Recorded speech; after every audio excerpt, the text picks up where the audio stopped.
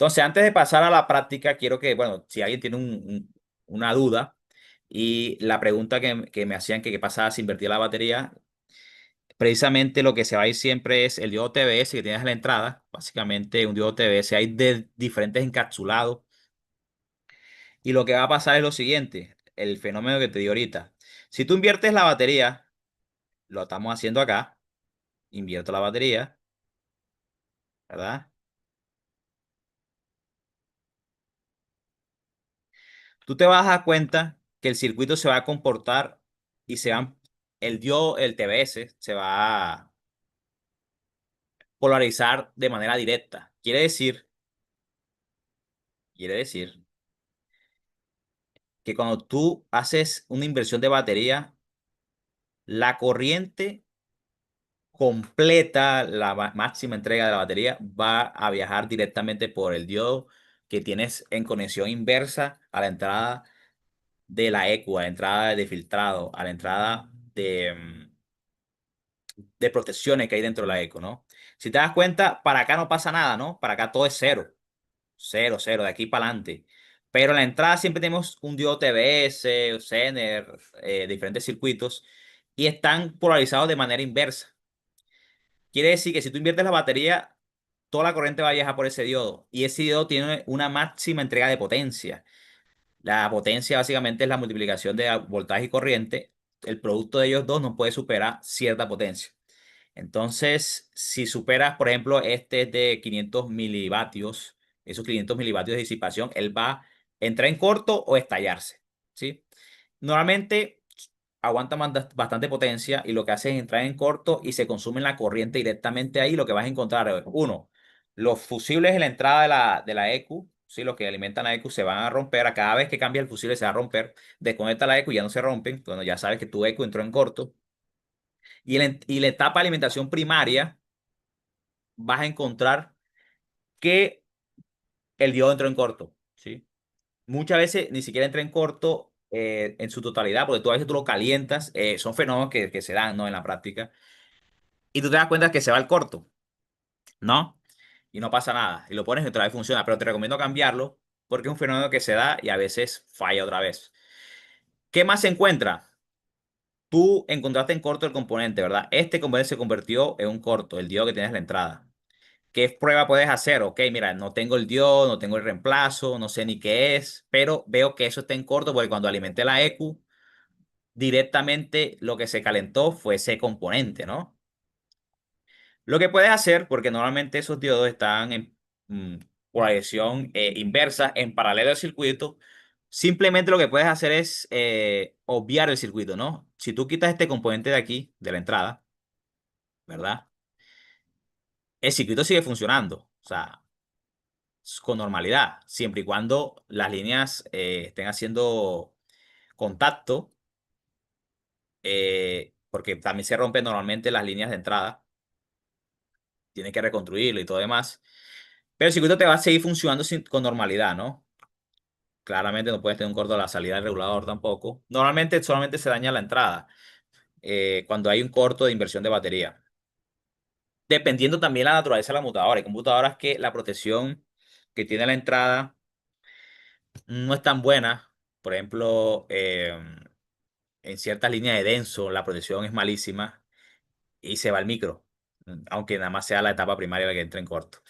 Entonces, en casos normales no se va nada, tú quitas el diodo, si te das cuenta todo trabaja con normalidad. Si tú no quitas el diodo se va a convertir como un cable, se va a comportar como un cable y se va a generar un corto de entrada y siempre, si tú reconstruyes la línea que se partió de acá, siempre se va a partir otra vez porque no estás quitando el corto que está en la entrada. Y eso pasa mucho, ¿no? Ya hay muchas computadoras de pronto para arreglar y tú ves que han reconstruido la entrada, la línea de entrada, unas 10 20 veces y la sigue reconstruyendo y se sigue quemando. ¿Por qué? Porque no, primero no quitaron el corto que estaba en el TBS, en el Zener, lo que tenga en la entrada. No cambiaron el componente o ni siquiera lo quitaron. Yo no recomiendo quitarlo porque precisamente es una protección que tiene ahí. Y lo ideal sería cambiarlo por uno que sea de la misma referencia, los mismos parámetros eléctricos que tenga con respecto al voltaje máximo de ruptura, la corriente, etcétera. Lo mismo le recomiendo yo. Entonces ahorita vamos a hacer una pequeña práctica con una EQ, donde tenemos un Smart Driver que controla varias salidas de regulación de voltaje, te controla también la línea de comunicación. Y vamos a generar un pequeño fenómeno de cortocircuito de la salida. Vamos a ver cómo lo buscamos. Pareció lo que hicimos aquí en simulación. ¿Por qué en simulación? Porque en simulación normalmente tienes elementos muy pequeños, simplificas mucho los componentes que en realidad tú encuentras en la computadora, porque tú en la computadora no vas a encontrar solamente estos cuatro o cinco componentes, sino vas a encontrar muchos. Y a veces no se entiende bien cómo es la naturaleza de un corto o qué es lo que pasa cuando hay un corto. Tú no ves que la fuente se va a lo máximo y hay cosas calentándose. Pero si te das cuenta, tienes que identificar que no siempre lo que se calienta es lo que está en corto. Si no siempre lo que se calienta en una placa es lo que está en corto y tienes que analizar bien qué es lo que se está calentando, ¿no? Si es una fuente de regulación de voltaje, poco probable que ella misma sea el corto. Entonces, no sé si de pronto hay una pregunta con respecto a lo que vimos ahora. Juan, mira, por ejemplo, acá en el chat de Zoom me están escribiendo, han escrito varias cosas, espérame. Teóricamente se podría buscar la corriente del circuito y después con esa corriente encontrar las caídas de voltaje por las resistencias al final de los 12 voltios. Se restaría la caída de voltaje por las resistencias. Sí, sí. También una opción. Inge, ¿qué software recomienda para comenzar a documentar los componentes de las placas? Es que eso ahí depende de qué tan hábil Hola. eres tú, software, porque Proteus, por lo menos, digamos que es algo relativamente sencillo de utilizar, pero ¿qué sucede? Que tú vas a encontrar componentes muy puntuales en las placas que ni siquiera tienen datasheet. Son componentes que no existen, son diseñados exclusivamente para para Cumming, digamos, en este caso. Entonces tendrías tú que crear el componente, dibujar los pines, para qué sirve cada uno. O sea, no es tan sencillo, no es tan sencillo el tema de hacer el esquemático del circuito. Yo te sugeriría de pronto lo más básico, un Paint, un Word, inclusive toma la imagen, la foto del micro, lo pones, tira las lineecitas hacia el componente, el transistor, no sé, como hacer un esquemático sencillo para la gente que no sabe utilizar un software puntual. Y si sabes Sí, utilizar un software puntual, no vas a conseguir toda la librería de componentes que necesitas, te va a tocar crear muchos. sí. Por acá dice... ¿Cuántos miliamperios equivalen al voltaje o cómo se podría comparar? No, no entendí la pregunta. Yo tampoco. ¿Cuántos miliamperios equivalen al voltaje o cómo se puede? De pronto lo que entiendo o lo que rescato del comentario es que cuántos serían los miliamperios normales de una computadora y si está en corto, a cuánto más o menos uno vería que se Ah, va. sí.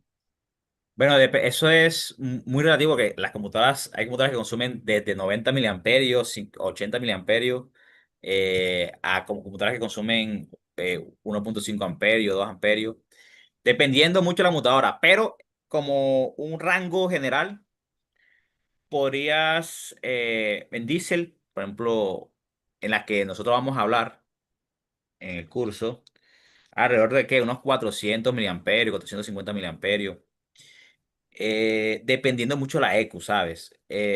Pero si tú ves un consumo por encima de los 800 miliamperios, ya hay un problema. Hay un problema y normalmente en etapa secundaria.